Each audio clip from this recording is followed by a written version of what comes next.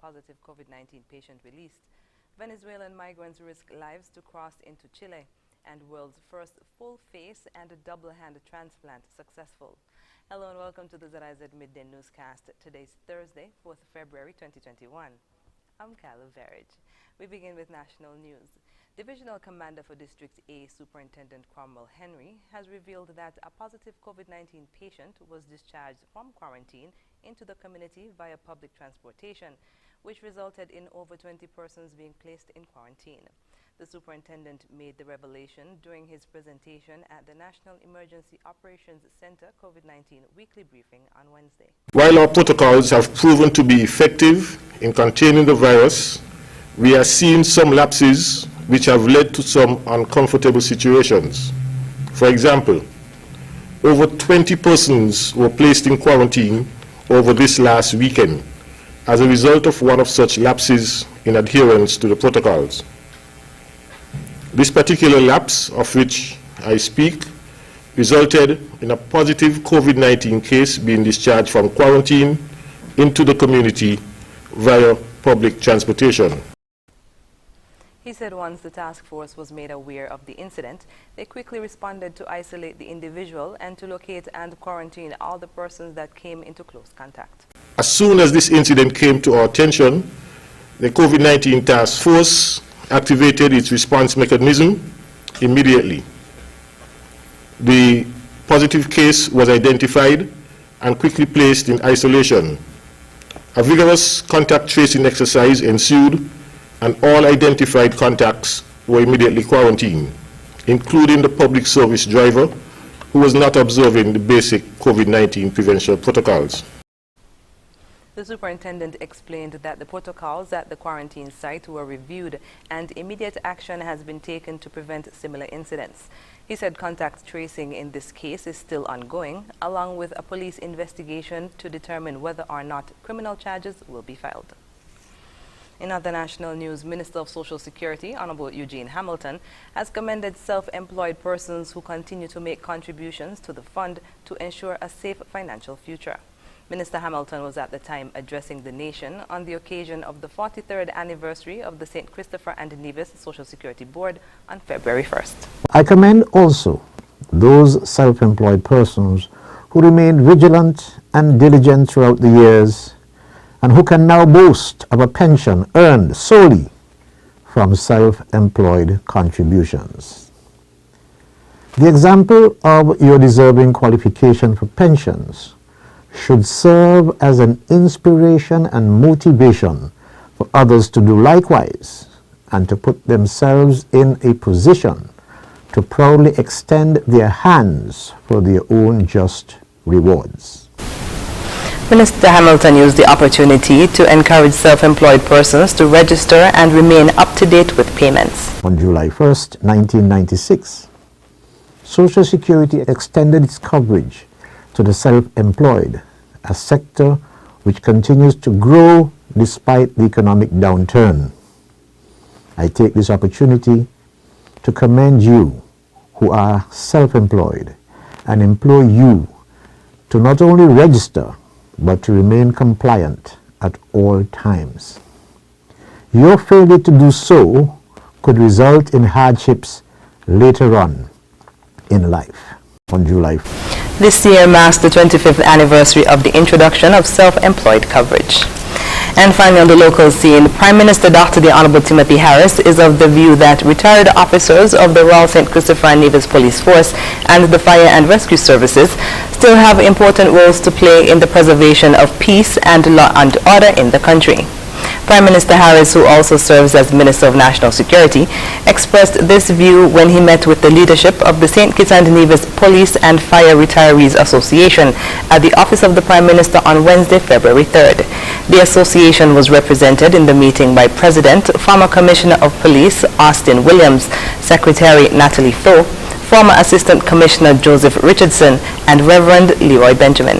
We're happy to welcome this school to get a better understanding of the real important role they can play, a role of continuing service to those who have been at the front line providing support and adding to the safety and security of our country, whether as police officers or those involved in fire and rescue. So I want to commend the leadership for coming forward and to send a message that this association has the highest level support of the Prime Minister of St. Kitts and Nevis, and that we will work in a cooperative way with the St. Kitts and Nevis Police and Fire Retirees Association to ensure that more can be done to those who have served our country so faithfully and well. Prime Minister Harris, who was supported by the Permanent Secretary in the Ministry of National Security, Osman Petty, and Commissioner of Police, Hilroy Brandy, further noted that the retired officers have an accumulation of hundreds of years of knowledge and experience in the field of law enforcement that can be passed down to active members of the security forces. I would like to see more of them involved in providing ongoing mentorship and support, guidance, particularly to the new recruits and even to senior level officers. Indeed, in law enforcement, nothing beats experience, and an experienced cop can really add value in terms of knowledge, in terms of technique, in terms of administration. And if we are going to provide outstanding results in adding to the stronger and safer future, we certainly need all of society involved.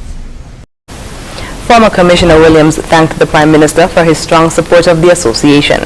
The St. Kitts and Nevis Police and Fire Retirees Association was officially formed in November 2018. One of the immediate objectives is to find a suitable space to serve as its headquarters, where its membership can meet more comfortably. And we're moving now to news on the regional scene. Migrants from crisis-hit Venezuela are now risking their lives attempting to cross the mountainous land border to get to Chile. Additional security agents have been deployed to prevent illegal crossings, but stopping them has so far been a challenge. Al Jazeera's Katia Lopez-Hoydadan reports. These families left Venezuela hoping for a new life in Chile. Back home, life had become unbearable. They say there's no food, no jobs, and no future. You can't survive in Venezuela. You really can't. How are we supposed to make it with about $3 a month?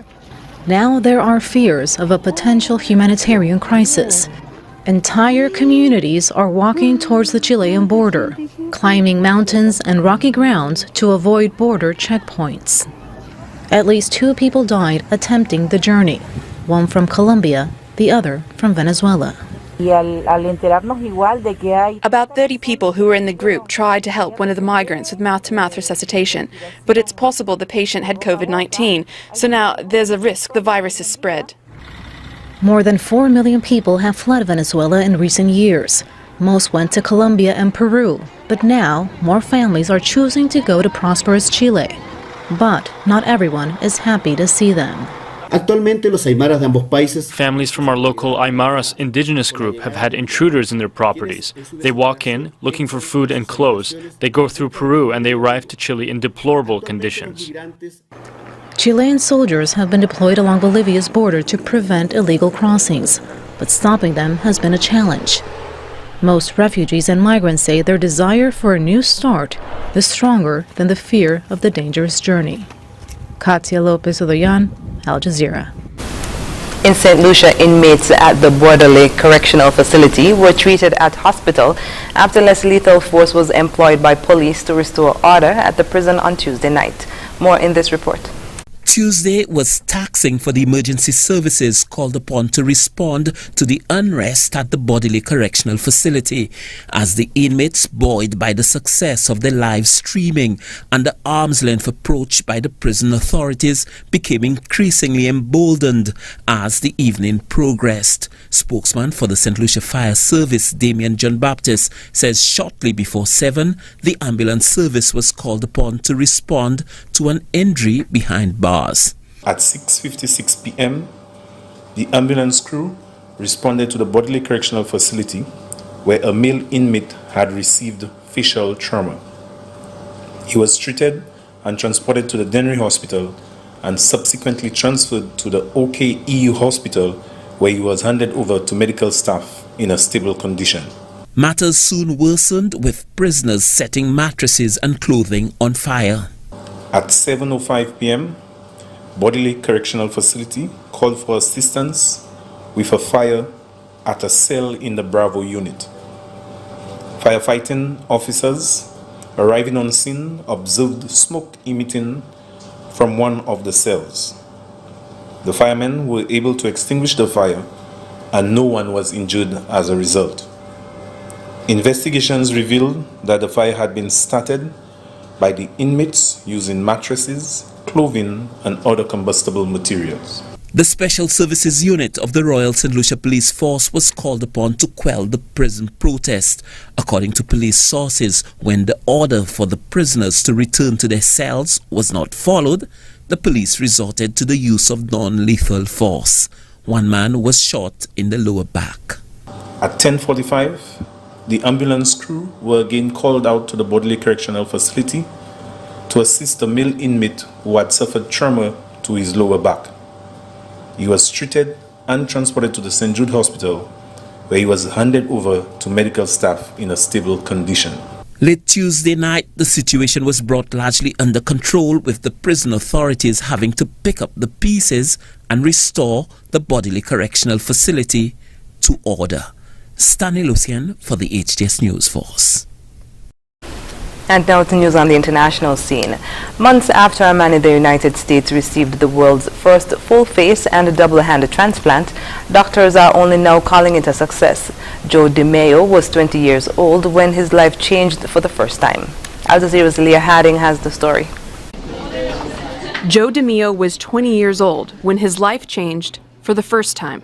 After surviving a car accident, he was left with burns to 80% of his body. The skin on his hands and face had melted. His chances of surviving the accident were slim. Then 2 years later, finding the right donor for a transplant seemed impossible. But last August, they found a match. Let's go get him. Let's go do it. Doctors then attempted what had never been successfully done before, giving someone a new face and 2 new hands. DeMayo's surgery took nearly a day, with close to 100 medical professionals in the theater. The surgery happened last year, but doctors waited to be sure his body didn't reject the transplants before calling the operation a success. We try to minimize those potential complications, but getting through the first 3 months is critical. Most of the patients throughout the world that have had a hand or a face transplant commonly have an episode of acute rejection within the first 3 months. For DeMayo, it worked. As soon as I saw it for the first time, my face revealed, I was like, this is my face now. I just went along with it. I just kept going with it. DeMayo's road to recovery has been grueling. Every task requires full concentration. To do a lot of things, like sometimes open up a water bottle.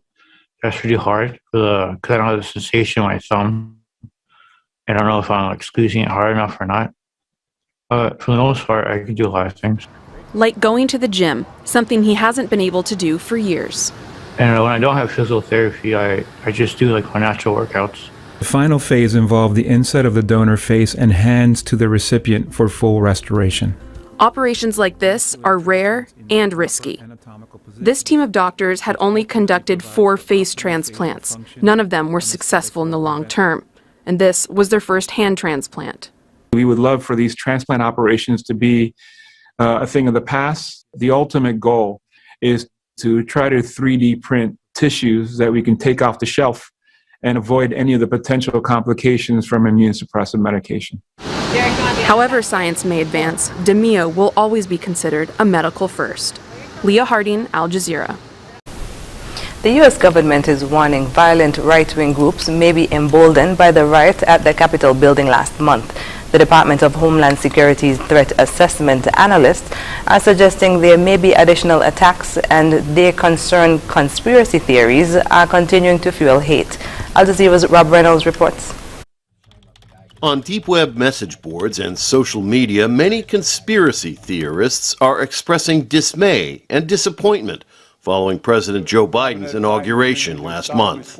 This just belief that somehow Trump was going to come out victorious and that there would be all these kind of Democratic figures sort of put on trial. Adherents of the conspiracy theory QAnon, some of whom were involved in the riot at the U.S. Capitol on January 6th, believe leading Democratic politicians are part of a global cabal of pedophilic cannibals. Some of them have now rejected that bizarre belief system, but some are gravitating to more militant groups. So the big wild card that I think we're looking at in the United States is not whether we have an insurgency, but how fast and how hot it will run. I will say that the rhetoric among far-right extremists is hot. I don't think it's ever been hotter than it's been as long as I've been covering it. Racism, anti-Semitism, and hatred of so-called elites have deep roots in American society and culture. Scholars say that's not going to disappear. The hardest edges of that movement are going to be around. We have an insurgency, and the issue is, who's going to lead this insurgency? What are the leaders and ideological pinnings of this insurgency going to be? Because it's around grievance. The Republican Party that enabled Trump for years has seen an influx of hardcore conspiracy theorists. For example, newly elected Republican Congresswoman Marjorie Taylor Greene is a firm believer in the QAnon fantasy. So many Americans are blind, and when they hear these stories about pedophiles and they hear these stories about satanic worship, they don't want to believe it's true. They just don't. Another possibility, far-right and conspiracy groups may split with Republicans and form their own party. And if we see some kind of breakaway political party or some kind of charismatic, telegenic, or other type of leader, that will supercharge the risk. What seems almost certain is that the threat of right-wing political violence, whether perpetrated by so-called lone wolves targeting minorities or more organized plots against the government and its officials, will be a feature of the American political landscape for some time to come. Rob Reynolds, Al Jazeera, Los Angeles. And now for the weather. The present weather shows cloudy skies with showers in the vicinity. Winds are east-southeast today, becoming east by tonight, with speeds ranging from 12 to 20 miles per hour, with gusts near 30 miles per hour. Seas are 5 to 8 feet.